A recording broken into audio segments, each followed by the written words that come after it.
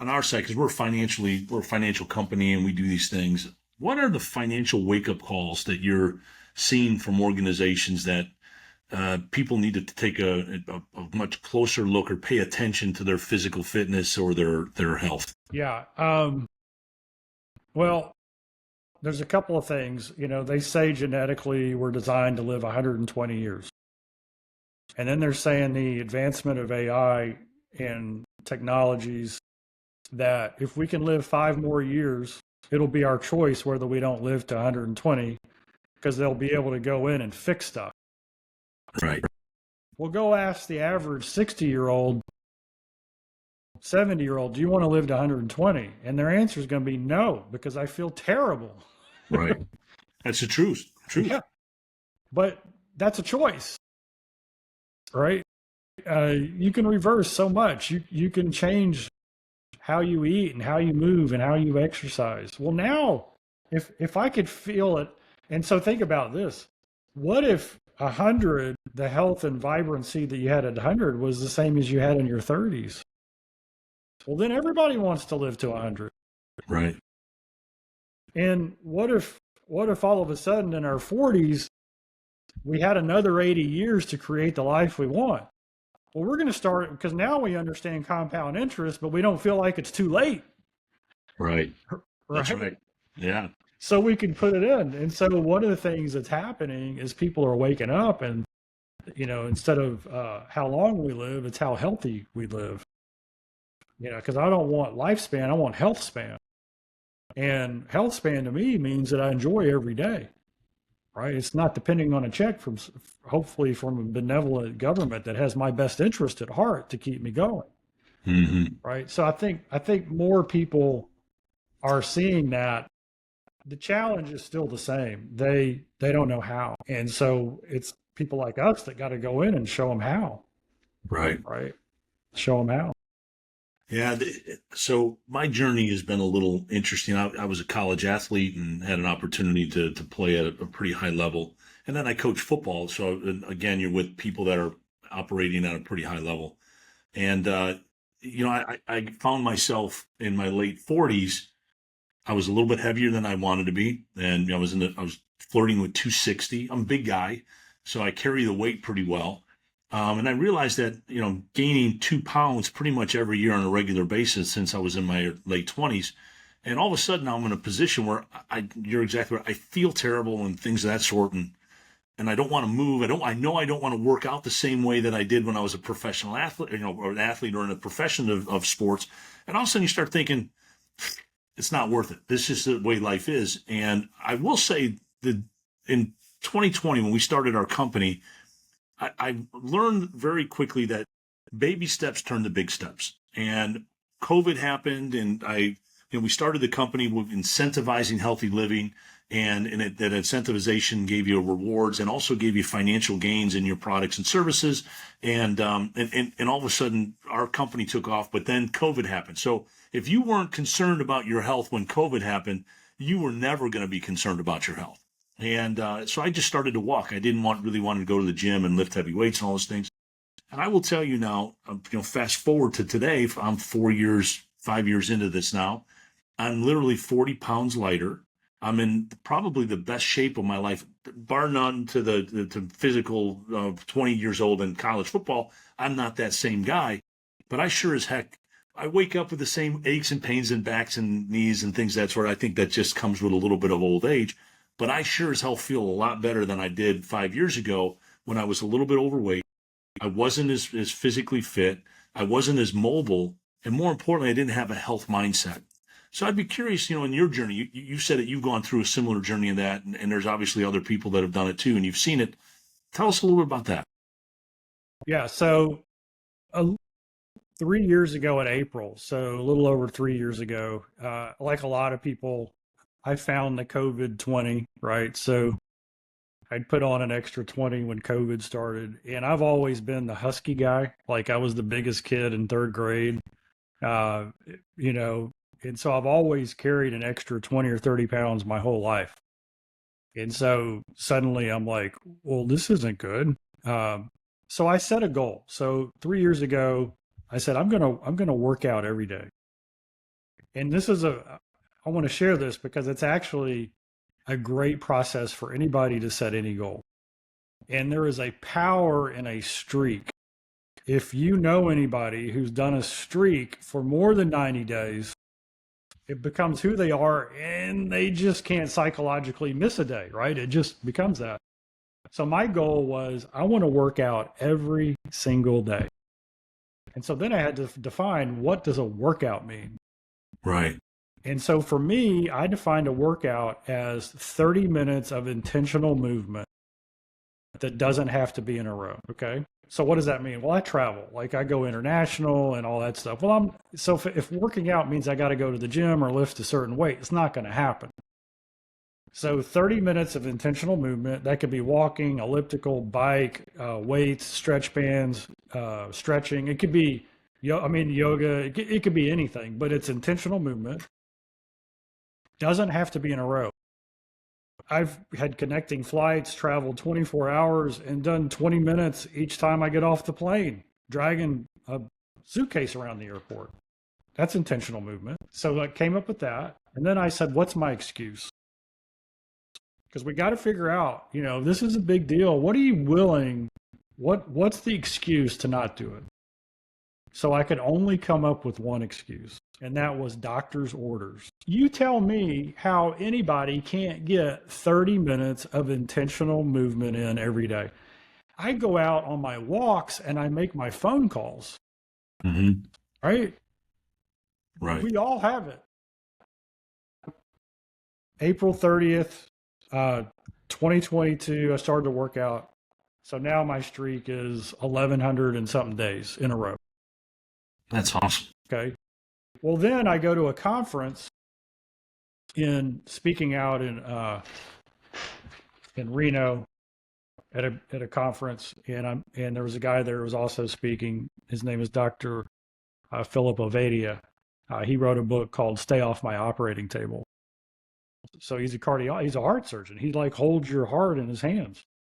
And he gives me his book, and I said, awesome. So we became friends. I read his book in one sitting, and he starts the book off with a surgery on a 38, 39-year-old woman, 13 hours, open heart surgery, and he loses her on the table. She dies.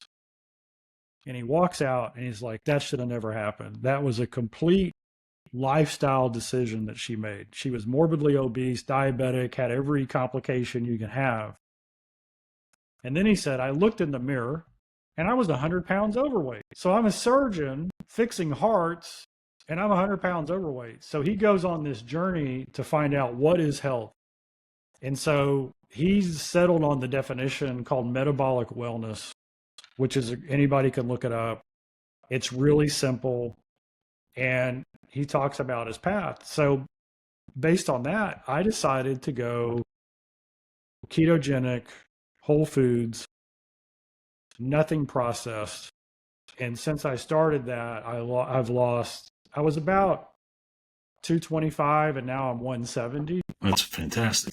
Okay. So, but there's two other goals that I set in this journey, because this cracks me up. My workout goal, one of my goals written down was, I will never be sore. So I incrementally increased reps, weight, speed, whatever, but never to be sore. Why? I'm doing this the rest of my life. Right. And then I lose over 50 pounds. My goal was, I will never be hungry. Because if you eat whole foods, keto, you can eat so much food. It's unbelievable. And you miss a meal, you don't even know it. This hunger signals, everything changes.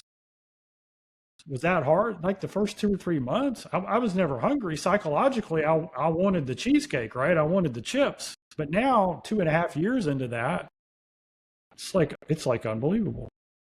Yeah. The energy increase, my blood work. I've got a functional medicine doctor. We go through, once a year, 90 minutes, or twice a year, 90 minutes on all my stuff. And this is a pro tip. Let your blood work be your guide. And right, find a doctor who understands this. Because when you start getting educated on it, what's promoted in the media and what's the truth are two different things. But there's something that never lies to you, and that's your blood work. So, you might not be able to eat exactly the same form, combination that I eat, right? It might not be as good for you as it is for me. Right. That's why you get a doctor who specializes in functional medicine, who understands blood work. So that was Yeah. my journey. So being and by the way, did I know how to do all this? Yeah, I grew up on this. Right. Right. but but knowing it and believing it and doing it, those are three different things, right? How true is that? If I can, I want to bring up one final point, but the story, there's two things that you said that really resonated. The first one is, um, our company, I believe, is the only financial company that truly incentivizes healthy living across the board in everything we do. It is our DNA. When clients come on in and they become part of our organization and they invest in our insurance and investment products, they usually lose 20 pounds. They usually lower their cholesterol and they usually lower their blood pressure. And there's rare exceptions that it doesn't happen, but when people are participating, that almost always happens. And it becomes a lifestyle change to that point. And one of the things that we have a partnering company with Vitality, and they had tested what you had said, this intentional movement. And a lot of people do physical activities in their work, but they don't look at it as anything other than, oh, I got to do this work. So they went to the people that were doing the service of each rooms in hotels. They gave them this reward because that many of our clients have the reward system. As they do more things, they get points, just like a frequent flyer mile system. And so they gave them this program and said, as you do more activities, you get these rewards, financial rewards. There's other types of rewards, recognition, things of that sort. And what they found is that the people that were doing the room service, their productivity went up. They were more happy, and they were all gamified by their health through their work. So they didn't have to go to a gym or anything. They just took a little bit more intention to what they were doing and more energy directed to it. So that was a game changer. And to that point, this is kind of where I want to end this conversation, where your thoughts of this, because you've been around success in every level. And being an athlete and I'm familiar with health. Many people have been around finance and they're familiar with finance. They listen to financial things, or they listen to health things, or they read books, but they don't pay attention to the mastery of it. And I have found that familiarity leads to mediocrity. It's the dedication to mastery that does it. Even if it's baby steps, as I said, baby steps leads to big steps. You could very easily say, yeah, I've heard that. Yeah, my dad used to talk about it. Oh, you know what? Yeah, I've read those books. But you've taken another direction and you've tried to master it, and then even including in your health. I totally believe what you just said is that there are certain things that give you a pathway to success. I'd like you to comment on that word familiarity versus mastery. And what would that mean to you? And what would you be able to tell someone that's listening to this about the differentiation of those two things? Yeah. So I'm going to use a study out of the book, The Expectation Effect. Yeah, great book. And I have my own quote is, we harvest our expectations. So here's the study. In Thailand, they have low iron in the population because the soil and the food they eat doesn't have a lot of iron in it. So if you go and do a blood test, you'll see anemia or low iron. So they took two groups of people and they made them a traditional Thai meal, both of them, same traditional Thai meal. So one of them, they put the curry, the rice, the vegetables, they put it into a blender. They added the iron supplement. They blended it up to where it looked like baby food, and they said, eat this. The other, they brought them in and they sat them down. They fed them this beautiful Thai meal, and they sprinkled the same amount of iron on top of the meal. And 30 days into it, there was no change in the iron level in the people who ate the baby food. But the people who ate the beautiful meal with the same amount of iron in it, their iron rates were going way up. Huh.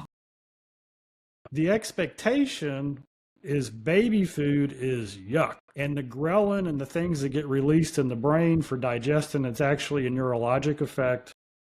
It just passed through the system. Our body's not going to absorb it, and it's done. And so familiarity is like eating baby food. I don't believe it. It doesn't make any sense. And even if I try it, it won't work, right? Your mind, your subconscious actually goes to work to get it through. Right. Now, this was a beautiful meal, and I'm going to enjoy this. And it's got a supplement in it too. This is unbelievable. And so that's mastery, okay? And so the difference in the two is, remember those 4 words: vision, hope, trust, belief. Mm-hmm. So if I'm out representing your company and you can help somebody create a vision for the future they want to have, and you give them the hope of a plan to get there, and you've got this credibility of the market and all these other people who've already done it, and the support that comes with it, and I believe you can do it. Well, they're gonna start implementing these things, thinking they're eating the beautiful Thai meal instead of the baby food mush. Right. Right. And so the little baby steps to mastery hinge on those 4 words: vision, hope, trust, and belief. It's fantastic.